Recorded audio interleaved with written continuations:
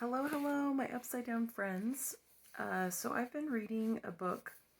It's entitled Recovering Agency by Luna Lindsey Corbden, Lifting the Veil of Mormon Mind Control. And this book is a really interesting book. The reason that I purchased it was because I was actually Mormon for almost 30 years. I left when I was 29. Right before my 30th birthday. And leaving entails a lot of things, but I can talk about that more another day. The book basically lists, it's not just for Mormons in the sense that it just lists basic logical fallacies. It lists techniques of mind control. It lists techniques of manipulation. And just kind of spells out, defines what they are, and then talks about how the Mormon Church as an organization, now it's called, they're saying now that they can't be called Mormons, which is kind of funny to me. It's just putting another bow on the same package, essentially. But, maybe there's people who don't feel that way, and I know there's people who don't feel that way. So anyway, I'm just going through this book. I went through, just read the whole thing, the entire thing, and just kind of started to soak it in a little bit. But I wanted to talk through some things and, just kind of decide for myself, did I really experience this? What were some of my experiences? What are the results? And maybe get some feedback from listeners. So one of the things that, this is on page 111 that Corbden talks about sacred science, a closed system of logic. So when an organization, this is how I understand this, when an organization in essence creates or stipulates or imagines, or in LDS terms it might be reveals, a sacred science, basically what they're doing is creating a closed system of logic. So in other words, if you're taking, like she lists here, or they list here, Corbden is non-binary, they list here, establishes, so sacred science, a closed system of logic, establishes the authority of a leader, establishes goodness, as goodness in the sense that the organization itself is good, establishes the one true way. It asserts that the organization is the one true way, which they say blocks out a desire to seek answers outside of the system, because if the system is the one true way, why would you go outside of the system for answers? And suppresses the ability to ask questions or express doubts about core principles, and or suppresses the ability to criticize leadership. So I have definitely experienced this. That doesn't take me much analysis or time even to decipher whether I've experienced this. This was clearly a part of my upbringing, clearly a part of my ancestors' upbringing. I mean, this has been going on a long time for myself and my people, however you want to say that. So it's kind of interesting. So I just want to talk about how this is to be a part of an organization that is run by the authority of a leader, but asserts some kind of but asserts that it's not, in a sense. So, and this is not included in sacred science, but in essence, sacred science, so I think I've made this fairly clear, but in essence, sacred science is when you're part of an organization and, like, let's say that I'm a part of this organization. I'm a Mormon, right? So I already have the one true way. I already have the truth. I already have a leader that has access to the truth because this leader is basically the conduit to the whole earth for God, you know. And this was stuff I was really taught. And so in essence, like there's this funny thing about Mormonism. Mormons are really good at trying to keep one foot in culture, like common American culture. And even those who are outside of the United States, I would say they are keeping one foot in at least Utah American culture, which is what I've noticed. And I did live outside of the United States for a while. But that was, anyway, that's beside the point. But Mormons are really good at keeping one foot in the culture and saying, well, yeah, like, and a lot of Mormons go to public school. This is the dichotomy. This is the stress, you could say, for the brain, or what many people might call cognitive dissonance, right? There's this stress that happens in your brain because let's say you go to public school, let's say you go to a private school, let's say you go to some type of schooling and you learn how to read, you learn how to do mathematics, and then all of a sudden you're open to this world of questions, right? And problems, right? So that's a part of education, is opening your mind to questions and problems, and then learning how to potentially solve some of those, answer some of those questions and solve some of those problems. But what becomes difficult in the Mormon context is you're stressed in your brain a little bit because you know there are some questions, and the biggest questions of all, which are have already been answered. So in essence, you're you're not really solving, you're not really asking the biggest questions, and you're not really solving pertinent problems. For example, we have pertinent problems in our world. We have a lot of sickness, we have a lot of medical problems in our world. We could use a lot of answering questions on medical issues, health issues. Uh, People are saying all the time in the United States how great our medical systems are. I don't understand how people can say that because there's so many people who are sick. It's almost unreal to me. And chronically ill too. It's shocking, right? So it's anyway, I that's beside the point too. But there's this, it's like there's all these problems to be solved, and I'm sure there are some Mormons who are interested in solving them. But as a Mormon, you already have a way chosen for you. So, especially if you're a man, right? Your way, and especially if you're a woman. So, as a man, your way is you need to get a job that's going to help you provide for making kids as soon as possible.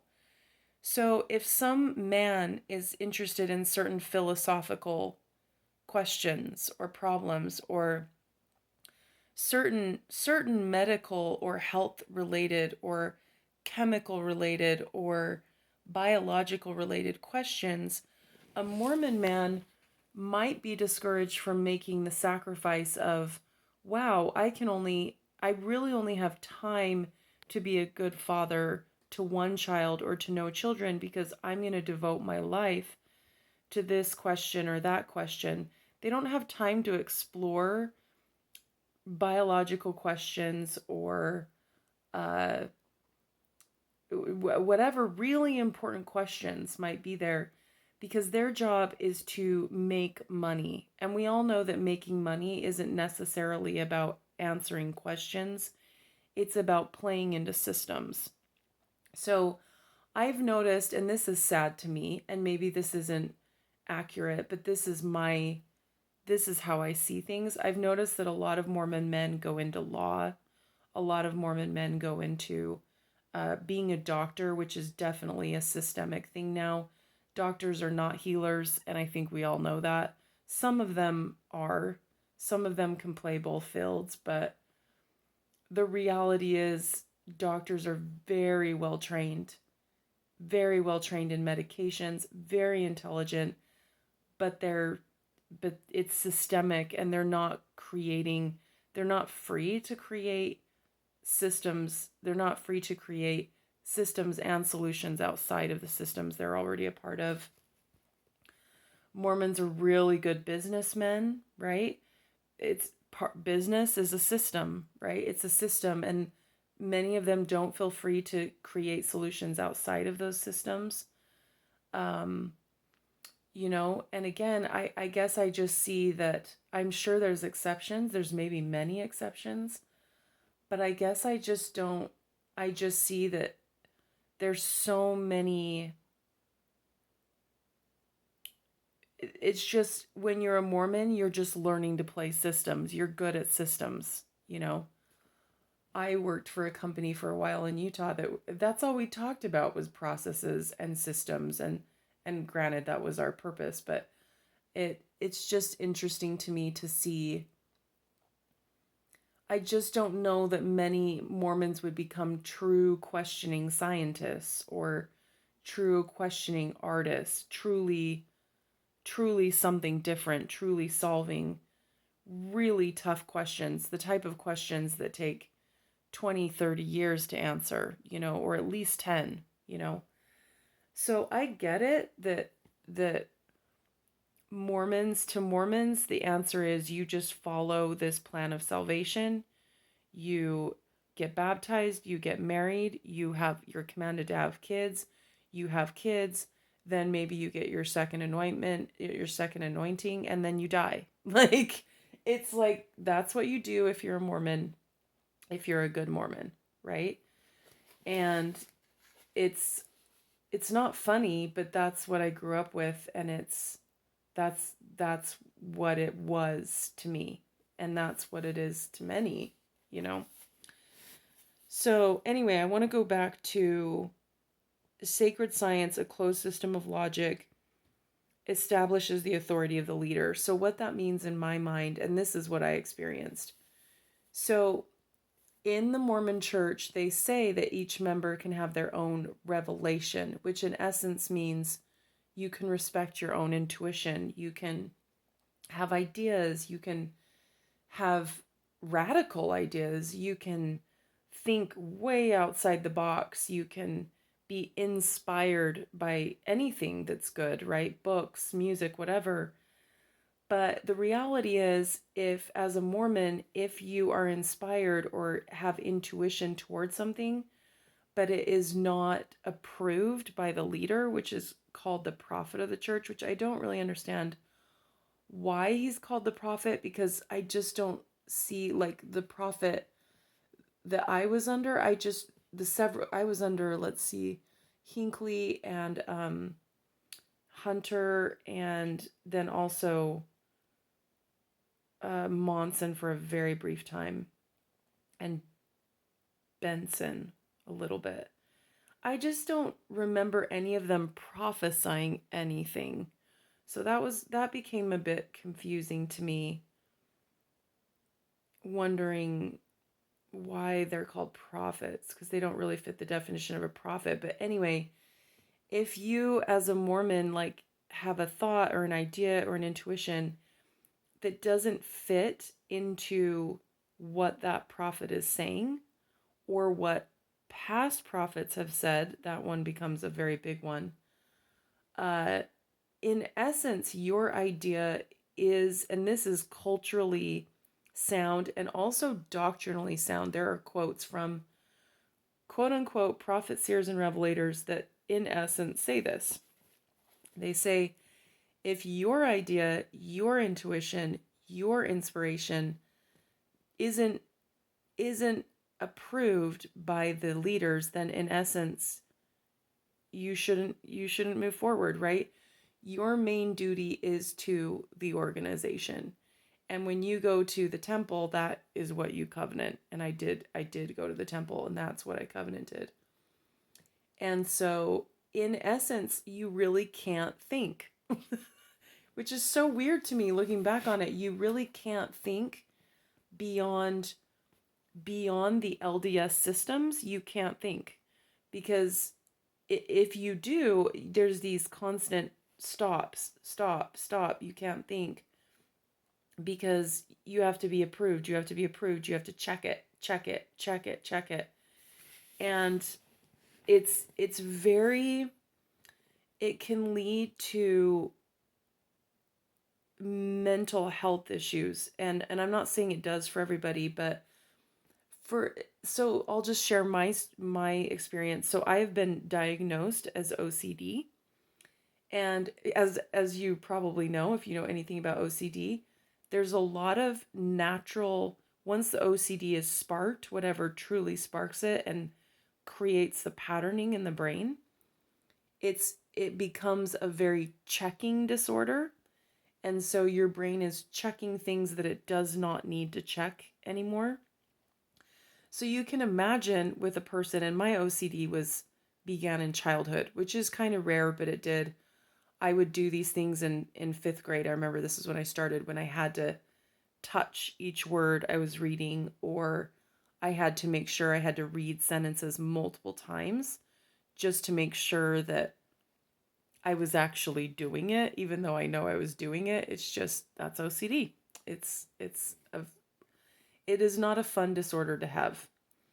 And anyway, you can see how if you're a person who's constantly checking things anyway, that having a constant check of every idea, if it's okay, if it's good, constantly wondering what the leader is thinking or the leaders, it becomes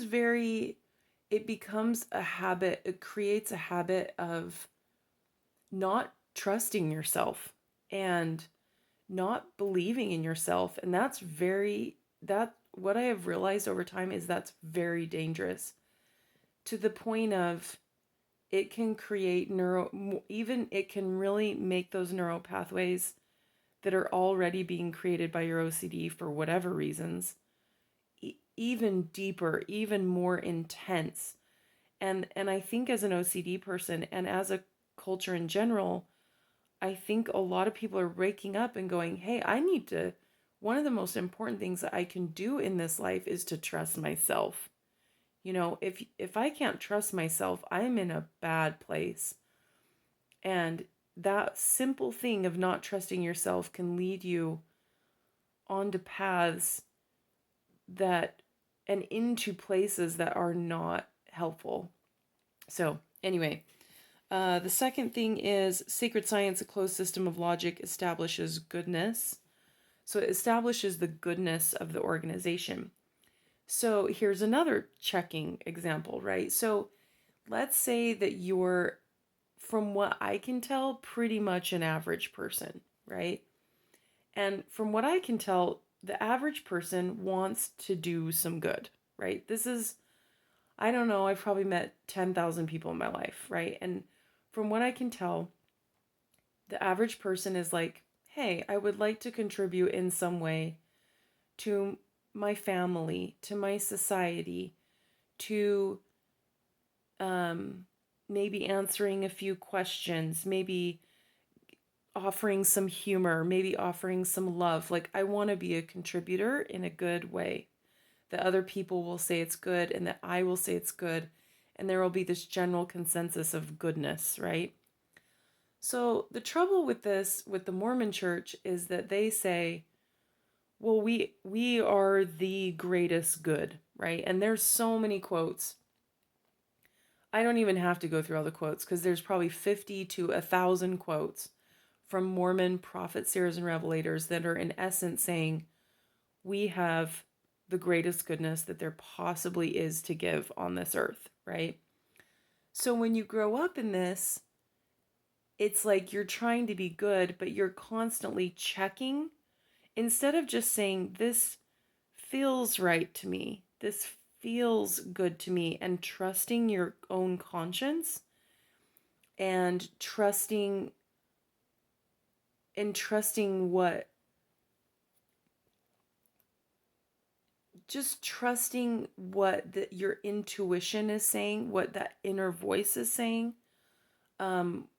It's instead of trusting that, you have to get that and then check it with the organization. And then if it wasn't matching, which sometimes it doesn't, right? Like, I'll give you an example. So in 2008, when the whole Prop 8 issue was an example, it was an issue going on in California. My sister was actually a missionary in California. She was helping to work for Prop 8 because that is what she was trained mentally to do. And I don't think personally, I don't think my sister, if she hadn't been trained to do this, would have done that, because it wasn't a very human thing to do, in my opinion. But anyway, basically what happened is that a lot of Mormons were going, this doesn't seem right. Like, a lot of us Mormons had been told, one, that the church, I remember this all the time, they would get up and read this statement and it would say the church doesn't get involved in politics and we have nothing to do with it, and et cetera, et cetera. They would do that before voting a lot. But then at some point, I remember they stopped reading that statement in what we call sacrament meetings, our weekly services. And what they did was they started asking for people's help with Prop 8. Prop 8 in California was about, what happens in California politically is people know it's going to cross the nation. So they were trying to stop marriage from becoming anything else than, becoming between a man and a man or a woman and a woman, right? They were trying to stop gay marriage and just make marriage defined as between a man and a woman. And it was really confusing to a lot of members, because a lot of Mormons, including myself, were like, yeah, but I get that the church believes that marriage is between a man and a woman. Why are you trying to get other Americans to believe that marriage is between a man and a woman? Because that's political. That's not religious. So it was really confusing for me to, one, have them even involved at all in the politics of things. I was very naive, obviously, at that time. But two, it was like what my heart was telling me at that time was, once I started to get to know gay people, what my heart was telling me was, this is fine. Why can't they get married? Like, why? Like, that seems fine to me. In my heart, that's what I felt like. This seems fine to me, that these two men or these two women want to get married. They love someone. They want to share a household with them. They want to have a life with them. I just couldn't see anything wrong. But yet my brain was so trained to check with the organization, because the organization was good. There was no bad in it. And so your brain has to check with it. So I received this after checking. I was like, oh, but the church says so. I can't be in favor of going against Prop 8. Like, I can't be in favor of gay marriage, right? Because I checked, right? Then again, there's this stress in the brain, like, and in the heart now. Then you've got emotional stress, right? And, of course, emotions are in the brain too, but it's just like, I just had all this stress.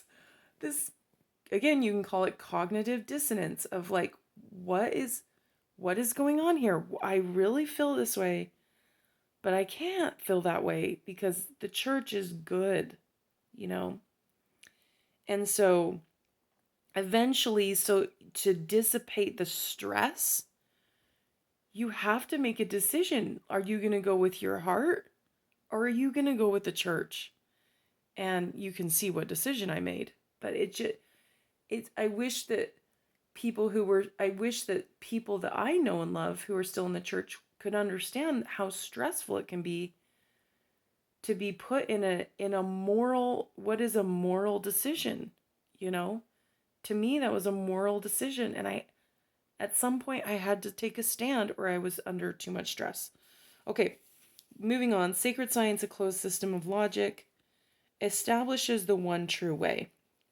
So I can't even tell you how many times it was burned into my brain from day one that this church that I was a part of was the one true church. And the only way you could get back to God was through this church, through the baptism in this church, through Jesus Christ, the Mormon Jesus Christ. This is the way. There is no doubt, it was burned into me. My neurosystem, I don't know if it will ever undo that, because it, from day one, baby, I don't know. I can't emphasize this enough of how much I heard this. So again, it's this situation where if there's any discordance between what you're seeing in the world and what is the one true way, which again is guided by this one man and all of his other men who are prophets, seers, and revelators, which again, I don't know why they're called prophets, seers, and revelators, because most of them, if not all of them, haven't prophesied anything, haven't revealed anything, and they don't see the future. So I don't know. I don't really get it. But when you're told from day one that it's the way, it wastes a good 10, 20, 30, 40, 50, 60 years of people's lives. Because hello, we're trying to work, we're trying to survive, we're trying to get educated to the systems of the world. But in reality, don't a lot of us want more? Don't we want to be moral? Don't we want to understand things? Don't we want to do the right thing? Don't we want to rise above the systems? Systems are good. They make things easier and functional and efficient. But systems that are hurting people are hurting people. And I think many of us want to be able to think around systems and inside and outside of systems, right? What's life for if you're not able to make it better, if you're not able to be a part of it, okay. So I'm trying to think of what yet another example is beyond Prop 8. Okay, here's one. So here's something really confusing, right? So my personality is I like to understand things. I like to understand things very deeply. I like to demonstrate my power. I like to be a person who is knowledgeable. I like to be in the know. I like to be not just a professor of knowledge, but like an actor of knowledge. I feel like that's something core to who I am, is that I like to do what I know. And I think that I knew deep down from the time that I was young, so at least I felt this way inside of myself, that I was powerful and that I was important. But in my organization of the church, they were saying I was important. They were saying I was powerful. But in the reality of things, I was getting all these signals that I wasn't. And I feel like that's because of how the Mormon church treats gender. So the way I viewed how they treat gender is, in my opinion, they're highly sexist, right? Which some people are like, who cares? And some people are like, it's terrible, But to me, sexist is just when you're like, okay, you're very didactic about it, right? You're very, okay, women do this and women are for this. And men do this and men are for this, right? From day one, something intrinsically in me has never liked this. I remember watching my dad do some things in the garage, and I would ask him questions about it, but I could tell something about me asking him questions really bothered him. And I got the sense, I can't prove this. I think my dad would honestly actually, my dad's a really like, I feel like he's an honest person once you get him in conversation. I feel like he'd be like, yeah, you're probably right. But I feel like the reason he was uncomfortable with this wasn't because of my questions, it was because I was female. And my dad was trained, and my ancestors have been trained for many generations. I don't know how many generations back, is that females they're for sex, they're for childbearing, and they are for mothering. And that is their realm, you know? And I just couldn't get on board with that. Even from a young age, I wanted to go, I wanted to exercise and play sports. And I know, like, Mormons now would probably be like, well, all Mormon women exercise. It wasn't just about that. It's just I wanted to do things, I wanted to play sports, and I wanted to do things that at the time weren't that common for females, but I had that desire there. And I'm glad they're becoming more common for females. I think that's